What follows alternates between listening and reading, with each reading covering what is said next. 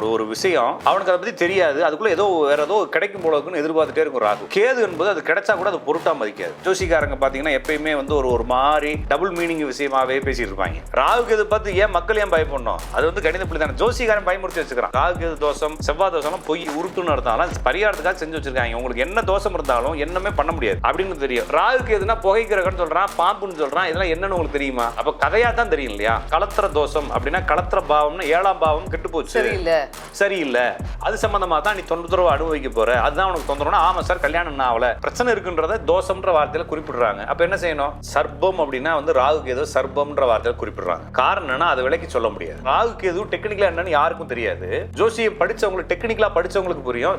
பெரும்பாலும் இப்ப இருக்கக்கூடிய ஜோசியத்தை யார்கிட்ட வேணாலும் போய் ராகு கேதுனா என்னன்னு கேட்டு பாருங்க, என்ன கிண்டல் அடிக்கலாம் கீழே. ஆனா நீங்க ராகு கேதுனா என்னன்னு நீங்க யாராச்சும் ஒருத்தவங்க டைப் பண்ணி போடுங்கன்னா தெரியாது. ராகு கேதுனா என்னன்னு தெரியுமா? ஒரு பேப்பர் எடுத்து வரைஞ்சு எனக்கு இல்லைங்க உங்க பிள்ளைக்கு இப்போ ஒரு ஜோசிக்காரர் பாக்குறாரு, கோவத்தோட பாக்குறாரு, என்ன அடிச்சிடலான்னு. நம்ம பின் பேன் இண்டியா நியூஸ் சேனல்ல சூப்பரான நிறைய அழகான பாடல்கள் கொண்ட வீடியோஸ், ஜோதிடம் குறித்த விளக்கங்கள், ஆன்மீக ரகசியங்கள்னு வாழ்க்கையின் மேம்படுத்துறதுக்கான நிறைய விளக்கங்கள் உங்களுக்காகவே வந்துட்டு இருக்கு. அதனால மறக்காம நம்ம பின் சேனலை லைக் பண்ணுங்க, ஷேர் பண்ணுங்க, உங்க ஃப்ரெண்ட்ஸ் அண்ட் ரிலேட்டிவ்ஸ் கூட பகிர்ந்துக்கோங்க, சப்ஸ்கிரைப் பண்ணுங்க, பெல் பட்டனை கிளிக் பண்ணுங்க. ராகு இருந்தா ரொம்ப அளவு கடந்த ஒரு செக்ஸ் ஓரியன்டட் தாட்ஸ் கொடுக்கும். அது மட்டும் இல்லை எல்லாத்துலயுமே ரொம்ப ஒரு ஈர்ப்பை ஏற்படுத்தி கொடுக்கும்ன்றாங்களே, அது உண்மையா சார்? இல்லைங்க, நான் இது ராகுவோட கொண்டு போய் ஏன் இதை கொண்டு போய் லிங்க் பண்றாங்கன்னா அது சொன்ன ஆளுக்கு ஆர்வம் அதிகமா இருக்குன்னு அர்த்தம். ஓகேங்களா? நான் சொல்றது ராகு என்பது ஒரு விஷயத்தின் மீது இல்லாத ஒன்றை கூட எதிர்பார்க்கும். நான் சொல்றது புரிஞ்சுக்கிட்டீங்களா? ஒரு விஷயம் அவனுக்கு அதை பத்தி தெரியாது, அதுக்குள்ள ஏதோ வேற ஏதோ கிடைக்கும் போல இருக்குன்னு எதிர்பார்த்துட்டே இருக்கும் ராகு. கேது என்பது அது கிடைச்சா கூட அது பொருட்டா மதிக்காது. அதனாலதான் இவங்க மேக்ஸிமம் இந்த ஜோசிக்காரங்கள்ல அவங்களுடைய குணத்தை வெளிப்படு. நிறைய பேர் ஜோசிக்காரங்க பாத்தீங்கன்னா எப்பயுமே ஒரு மாதிரி டபுள் மீனிங் விஷயமாவே பேசிட்டு இருப்பாங்க. சரிங்களா? இல்ல நிறைய ஜோசிக்காரங்க இருக்காங்க. அவங்க பாத்தீங்கன்னா எப்பயுமே ஒரு மாதிரி அவங்க எல்லா பதிவுகள்லையும் ஒரு இந்த பாலியல் சம்பந்தமான விஷயத்தையே பேசிட்டு, இது என்னன்னா அந்த குறைப்பு இல்லாத இல்லைன்னா ஏக்கத்துல பேசக்கூடிய ஒரு கேரக்டர் இருப்பாங்க. அவங்க எதை பார்த்தாலுமே இந்த விஷயமாவே பேசிட்டு இருப்பாங்க. அந்த மாதிரி ஜோசிக்காரங்க சொன்னதா அந்த ராகு சுக்கரன் சேர்ந்திருந்தா எப்ப பார்த்தாலும் அதே சிந்தனையா இருக்கும் அப்படின்றதுலாம். அதே உலகம் உயிர்கள் எல்லாத்துக்கும் அதே சிந்தனை தான் இருக்கு போது இல்லைங்களா? அதனால அவருக்கு மட்டும் எல்லாத்துக்கும் அந்த சிந்தனை இருக்கும். ஆனால் இவங்க அவருடைய சிந்தனையை வெளிப்படுத்துறாரு ஜோசிக்காரன் எடுத்துட்டு போக வேண்டியதானே தவிர ராகு என்பது ஆர்வத்தை அதிகமாக்கும். அப்ப இந்த ராகு கேதுவை பார்த்து ஏன் மக்கள் பயப்படுறாங்க? இல்லைங்க, நான் திருப்பி சொல்றேன், அது நம்மளுக்கு ஆர்வத்தை எதையும் எதிர்பார்க்குது இல்லை, சாதாரணமா இல்லாம பண்ணிடுது இல்ல. ராகு கேது பார்த்து ஏன் மக்கள் ஏன் பயப்படணும்? அது கணித புள்ளி தானே. ஜோசிக்காரன் பயமுறுத்தி வச்சுக்கிறான். அப்ப ராகு கேது தோஷம் அதெல்லாம் பொய்ங்க. ராகு கேது தோஷம் செவ்வாய் தோஷம் பொய் உருட்டுன்னு இருந்தாலும் பரிகாரத்துக்காக செஞ்சு வச்சிருக்காங்க. உங்களுக்கு என்ன தோஷம் இருந்தாலும் என்னமே பண்ண முடியாது. நான் சொல்றது புரிஞ்சுக்கிட்டீங்களா? ஒருவேளை அது தோஷமா இருக்குன்னு வச்சுக்கோங்க, என்ன பண்ணிடுவீங்க நீங்க? ராகு கேதுக்கு என்ன பூஜையா பண்ணுவாங்க? ராகு கேது என்னன்னு உங்களுக்கு தெரியும்? ராகு கேதுனா என்னன்னு உங்களுக்கு தெரியாது, அப்புறம் எடுத்து போய் பூஜை பண்ணுவீங்க. காலாஸ்திரியில ராகு கேது பூஜைனே நடத்துறாங்க. நான் திருப்பி சொல்றேங்க, ராகு கேதுனா உங்களுக்கு என்னன்னு ஏதாச்சும் நான் திருப்பி சொல்றேன், இதை பார்க்கக்கூடிய ஏதாச்சும் ஒரு ஜோசிக்காரர் இல்லைங்களா, இல்லது இதை பார்க்கக்கூடிய நபர்களுக்கு தெரிஞ்ச ஜோசிக்காரர் ராகு கேதுனா என்னன்னு நான் புரிந்து கொண்டு பேசுவேன். நான் நிறைய கிளாஸ்ல கேட்பேன், நிறைய ஜோசிக்காரங்களாம் உட்காந்துருப்பாங்க. நான் 60-70 வயசு ஜோசிக்காரங்களாம் உட்காந்துருப்பாங்க. நான் அவங்கள்ட்ட கேட்பேன், ஹானஸ்டா நெஞ்சில கை வச்சு ராகு கேதுனா என்னன்னு தெரியுமான்னு கேட்பேன். இப்ப நான் உங்களுக்கு என்ன கேட்கறேன்னு புரியுதா? புரியுது. ராகு கேதை எப்படி கண்டுபிடிக்கிறாங்க, ராகு கேதுனா என்ன அப்படின்னு தெரியுமா? ஆத்மார்த்தமா சொல்லணும். ஆத்மார்த்தமா இல்ல எனக்கு தெரியாதுன்னு என்ன செய்யணும்? ஒத்துக்கணும். தெரியாதுன்னு சொல்றோம்னா அப்படி யாராச்சும் தெரிஞ்சவங்க கை தூக்குனா யாரும் கை தூக்க மாட்டாங்க. ஏன்னா ராகு கேதுனா ஜோசிக்காரங்களுக்கு என்ன தெரியாது. இப்ப சூரியன் என்ன தெரியுமா உங்களுக்கு? எங்க இருக்கு சூரியன்? மேல பாத்துருக்கீங்கல்ல. ஆமா. சந்திரன் என்ன தெரியும்? ஆமா, நைட் வரும். சுக்கிரன் சனி எல்லாம் நம்ம என்ன பண்ணிருக்கோம்னா படிச்சிருக்கிறோம், நம்ம கண்களுக்கு சின்னதா தெரியும் புள்ளி மாதிரி. அப்ப பூமி போல அதுவும் ஒரு கோள், சரிங்களா? சந்திரன் போல அது ஒரு உருண்டை அப்படின்னு தெரியும். ராகுக்கு எதுனா புகைக்கிறகன்னு சொல்றான், பாம்புன்னு சொல்றான், இதெல்லாம் என்னன்னு உங்களுக்கு தெரியுமா? அப்ப கதையா தான் தெரியும் இல்லையா? நிலால ஒரு கிளவி பாட்டி சுட்டுக்கிட்டு வடை சுட்டுக்கிட்டுன்னு சொல்றாங்க, அதை பார்த்தா தெரியுது. அதை இன்னும் நம்பிக்கிட்டு தான் இருக்கிறீங்க, நானும் நம்புறேன். நான் நம்பல. அது மாதிரி இது பாம்புன்னு சொல்லி நிறைய பேர் நம்பிக்கிட்டு இருக்கான். அப்ப ராகு கேதுனா என்னன்னே தெரியாத ஒருத்தன் எப்படி உங்களுக்கு அதை சரி பண்ணுவான்? அது தோஷம் இல்லைங்க. அது நான் திருப்பி சொல்றேன் இல்லைங்களா, அது இந்த பாவத்துல உட்காந்து அந்த பாவத்தினுடைய தன்மைகள் கெட்டு போகும்னு நம்ம சொல்றோம். அந்த கெட்டு போகுன்ற வார்த்தைக்கு கெட்டு போகுன்றதை எப்படி நம்ம சமஸ்கிருதத்துல சொல்றது? எப்படி? சரி, ஆங்கிலத்துல எப்படி சொல்லுவீங்க? கெட்டு போச்சா? கெட்டு போச்சு அப்படின்னு என்ன சொல்லுவீங்க? டக்குன்னு தெரியல தெரியல.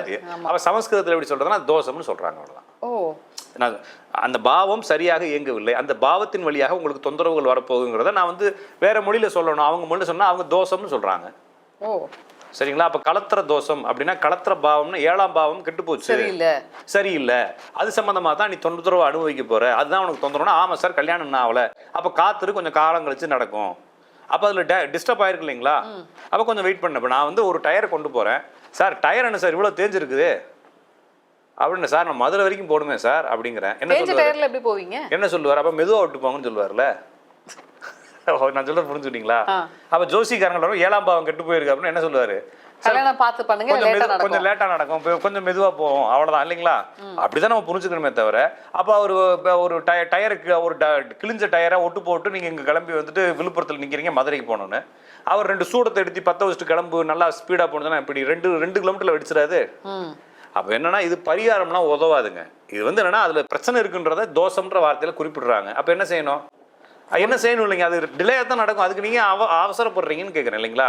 ஏன் சார், இப்ப நம்ம ராகு கேதுவை பத்தி பேசிட்டு இருக்கிறதுனால எங்களோட சந்தேகங்களை நான் கேக்குறேன். இல்லைங்க, நான் சொல்லுங்க. இப்போ காலசர்ப்ப தோஷம் அப்படின்றாங்க, கேட்டா ராகு கேது கெட்டு போச்சு அப்படின்றாங்க. அப்ப அதெல்லாம் என்னது சார்? அதாவதுங்க சர்ப்பம் அப்படின்னா வந்து ராகு கேது சர்ப்பம்ன்ற வார்த்தையில குறிப்பிடுறாங்க.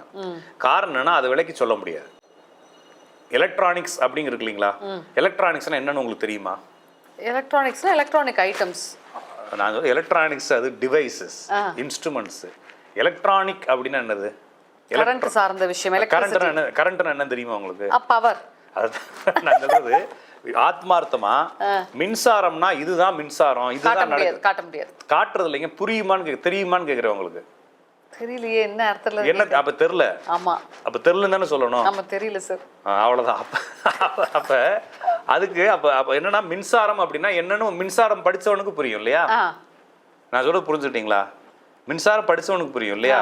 அது மாதிரி ராகு கேது அப்படிங்கிறது படிச்சவங்களுக்கு புரியும். அப்ப மின்சாரம் அப்படிங்கறத உங்களுக்கு டெஃபினிஷன் கொடுக்கணும்ல, புரியுதுங்களா? அப்ப மின்சாரம் இங்க போனா இது நடக்கும், ஃபேன்ல விட்டா ஓடும், ஏசில விட்டா சில்லுன்னு ஆகும், லைட்ல விட்டா எரியும் இருக்குல்ல. அது போல இந்த ராகு கேதுகள் எங்கெங்க இருந்தா என்னென்ன பண்ணும் அப்படின்னு சொல்றதுக்காக இதை வந்து மின்சாரம்ன்றத உங்களுக்கு புரியாதுன்றதுனால என்ன பண்ணிருக்காங்க, மின்சார சிம்பலை போட்டு இல்ல கரண்ட் வரும் தொடாதுன்னு சொல்லிக்கிறாங்க. அது என்ன ஒருவேளை தொட்டோடனே உங்களுக்கு என்ன நடக்கும்னு உங்களுக்கு தெரியாது, ஷாக் அடிக்கும் தானே தெரியும். உங்களுக்குள்ள டெக்னிக்கலா என்ன நடக்கும் தெரியுமா? தெரியாது. அது போல இந்த ராகு கேது டெக்னிக்கலா என்னன்னு யாருக்கும் தெரியாது. ஜோசியம் படிச்சவங்களுக்கு டெக்னிக்கலா படிச்சவங்களுக்கு புரியும். பெரும்பாலும் இப்ப இருக்கக்கூடிய ஜோசியத்தை யார்கிட்ட வேணாலும் போய் ராகு கேதுனா என்னன்னு கேட்டு பாருங்க, என்ன கிண்டல் அடிக்கலாம் கீழே. ஆனா நீங்க ராகு கேதுனா என்னன்னு நீங்க யாராச்சும் ஒருத்தவங்க டைப் பண்ணி போடுங்கன்னா தெரியாது. அப்ப தெரியாத ஒண்ணு என்ன செய்யணும்னா, இந்த ராகு இங்க இருந்தா இந்த தோஷம், இங்க இருந்தா இங்க தோஷம்னா அப்ப என்னன்னா இந்த ராகு இங்க இருந்தால் இந்த குறை, இங்க இருந்தா அந்த குறைன்னு சொல்றோம்னா அப்ப 12 பாவத்திலையும் உட்கார்ந்தாலும் 12 வகையான சர்ப்ப தோஷங்கள் இருக்குன்னு சொல்றாங்க. அப்ப சர்ப்பம்னா என்னன்னா ராகு கேதுக்கு சர்ப்பம் பேர் வச்சுக்கிறாங்க, உங்களுக்கு புரியாதுன்றதுனால. அப்ப ராகு கேது 12 பாவத்துல இருந்தாலும் ஏதாவது ஒரு 12 குறைகளை கொடுக்கும். ராகு கேதுக்குள்ள 9 கிரகங்கள் அடங்கியிருந்தா அது வந்து கால சர்ப்ப தோஷம்னு சொல்றாங்க. சரிங்களா? லக்னமும் உள்ளே அடங்கிடுச்சுன்னா அது வந்து அனந்த கால சர்ப்ப தோஷம். அனந்தம்னா எல்லை இல்லாதன்னு அர்த்தம். அப்ப அதெல்லாம் என்ன பண்ணும்? ஒண்ணும் பண்ணாது, அதுக்கு ஒரு பேருங்க. அது நான் சொல்ல புரிஞ்சுக்கிட்டீங்களா? அதுக்கு ஒரு பேர், அவ்வளவுதான். ஓகேங்களா? இப்ப வந்து இது பேர் வந்து கீ லைட், இது வந்து ஃபில் லைட்னு சொல்றாங்க. என்ன பண்ணும்? லைட் கொடுக்கும். 2 லைட் தான் பேர் அது இல்லைங்களா? அப்ப இங்க இருக்க லைட் இந்த வேலை செய்யும், இங்க இருக்க லைட் இந்த வேலை செய்யறப்ப அந்த பாவத்துல உட்கார்ந்து இருந்தா அந்த பாவத்தின் வழியாக தொந்தரவுகள் வரும். நான் சொல்றது புரிஞ்சுக்கிட்டீங்களா? அவ்வளவுதானே தவிர இது வந்து தோஷம்ன்ற வார்த்தை தொந்தரவுன்னு எடுத்துக்கங்களேன், டிரான்ஸ்லேட் பண்ணிக்கங்களேன், ஈஸியா இருக்குல்ல உங்களுக்கு. அப்ப ராகு கேது தோஷம், ராகு கேது செய்யும் தொந்தரவுகள். இப்ப உங்களுக்கு ஈஸியா இருக்கா? நீங்க தோஷம்னா தானே பரிகாரம் பண்ண போறீங்க, தொந்தரவுன்னு சொன்னா என்ன செய்வீங்க? அப்ப ஏதோ ஒரு பிரச்சனை செய்ய போகுது, நம்ம என்ன செய்யணும், கொஞ்சம் அமைதியா உட்கார்ந்துருக்கணும் இல்லைங்களா? அவ்வளவுதான் புரிஞ்சுக்கணும். அப்ப ராகு கேது என்பது தோஷம் என்பதும் அதற்காக பரிகாரம் செய்வதும் என்பதும் அது ஒரு மார்க்கெட்டிங் உக்தி தான். ஒரு சந்தேகம் சார், இப்போ உலகத்துல ஒரு 10 அஸ்ட்ராலஜர்ஸ் இருக்காங்க, அதுல 8 பேருமே வந்து ராகு கேது வச்சுதான் நிறைய விஷயங்கள் சொல்லிக்கிட்டு இருக்காங்க. நம்ம எவ்வளவு பாத்துக்கிட்டு இருக்கோம். ஒருவேளை ராஜநாடி ஸ்டைல்ல வந்து அதெல்லாம் இல்லையா, இல்ல உண்மையாலுமே இல்லைங்க? நான் சொல்றது, நான் திருப்பியும் சொல்றேன், ராஜநாடியை விட்டுருங்க, அது ஒண்ணும் இல்லைன்னு வச்சுக்கோங்க. நான் சொல்றது ராகு கேதுனா என்னன்னு தெரியுமா அந்த ஆளுகளுக்குன்னு கேக்குறேன். நான் ஓப்பனா தானே பேசுறேன். புரியுது.